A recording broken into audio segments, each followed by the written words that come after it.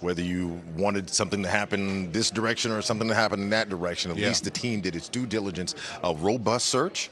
And at the end of the day, Brian Keefe got the job because Brian Keefe was the most qualified guy for that. As a matter of fact, I want to bring back in Chase Hughes and Coach Jimmy Patsos. And Chase, I'm just going to ask you about Will basically doubling down and saying that there were no corners cut in this search. They did their due diligence, and now here we are able to bear the fruit that now Brian Keefe is the new head coach for this team. What did you hear from our conversation with him that really stood out to you? Yeah, I mean, that definitely stood out because it reminded me of the exit interview press conferences that the Wizards held at the end of the year.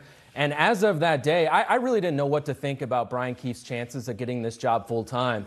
But you heard player after player sing his praises and say that it just felt different in the locker room once he took over. They felt like they were a more competitive team. I walked out of that room feeling like he had a better chance than I thought as of that morning. And I feel like this whole day, what it is, it's a huge vote of confidence for Brian Keefe. And Tony was talking about laying the foundation.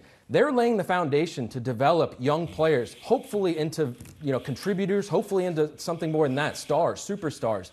And they're about to make the second overall pick in the draft. So they have a lot of trust in Brian Keefe to lead them down that road. And it's the trust. And Tony and I have talked about this when he's a player, I'm a coach, but we've all came under Gary Williams' tutelage. You have to trust the coach, whether a guy's a yeller, and that's the old days, or analytics guy, or relationship guy, or video guy. You have to trust the coach. Well, Dawkins and Winger trust Brian Keefe because they have a lot of work to do. And Wes and I have talked about this before.